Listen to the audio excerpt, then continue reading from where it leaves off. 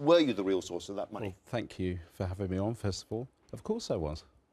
The money came from a UK-registered company. It was generated from cash, generated from businesses in the UK, and the whole misunderstanding revolves around the role of Rock Holdings as a holding company. Well, but before we start, I'd just like to say, absolutely, for the record, there was no Russian money and no interference of any type. All right, well, let's follow the money, as it were. I just want to be absolutely clear about that. So, where did the money come from? When it went into Leave.eu's accounts, where did the money come from? The money came from Rock Services, which was a UK limited company. It was generated out of insurance business written in the UK. It's contrary to some of the press reports in the FT and other Remain-leaning publications. We insure nearly 500,000 customers a year, the size of Manchester. We turn over £250 million of premium. It's a sizable business. Well, I'll come on to that in a moment. I'm just making clear where it came from. Just to clear out where it came from. So, Rock Services is what we call a shell company. It doesn't do much of its own, does it? Well, it's a service company, but it's a UK-based service company. It doesn't generate that kind of money. I'm telling you that it came from insurance business written in the UK. So, Rock Holdings is a holding company based in the Isle of Man that owns Rock Services.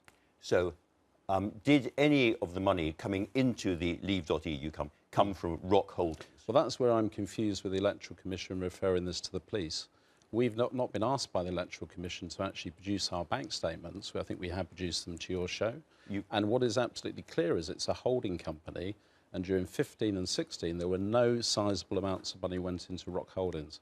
It is not possible for any money to have come from Rock Holdings to Rock Services. So Rock Holdings was not connected in any way to money going into Leave.eu? No, absolutely not. It all came from Rock Services. Correct. £8 million, biggest donation in British political history, came from companies involved with you into Leave.eu. Where did the money originally come from? It's not like I'm using a super injunction to try and hide my affairs. Where did the money originally come from? It came from a UK company that had cash generated in the UK. Which UK company? Rock Services. We've evidenced that to the Electoral Commission. Rock Services is a shell company. It doesn't generate money. You just said it's a shell company. You just read the FT. Well, no, I don't. We go along to Companies House and we look. The FT, by the way, in their analysis... We go along to Companies House and we look. The FT, in their analysis of my business affairs, missed out a whole company that supplies nearly 85% of the underwriting of my business. They've selected... Let's be honest about why this is happening. This should be easy for you to answer. I've answered it. It should be very easy for you to answer. What was the company that generated £8 million? I've answered it. Rock Services. But Rock Services is not a trading company. Well, we're going to have to agree to differ on that. I think I know my business affairs better than you. What does Rock Services do that generates that kind of money? Rock Services has all sorts of revenue. It generates some all sorts of revenue. Income. What kind of revenue? We insure 500,000 people in the UK, Andrew. Rock Services. Turn over Rock Services itself million. insures 500,000 people. It's a group of companies.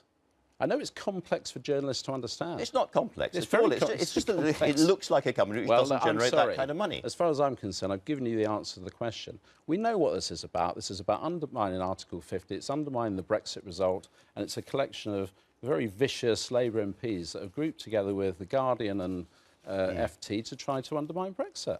But, you know, we're at the point now, aren't we, where, you know, we know the Electoral Commission have got a bias on this. The chairman has called it a collection of nonsense. The MPs are biased, the Financial Times is biased, everybody is biased against you. Well, it's the Remain part of the equation. It's 52 versus 48. It's beginning to sound a bit like a conspiracy theory. Well, the MPs' committee is terribly biased against you. They're all dreadful Remainers. The Electoral Commission are the same. I don't know about you think the National Crime Agency are biased against you as well. I don't think they are, and I think they're going to see it for what it is.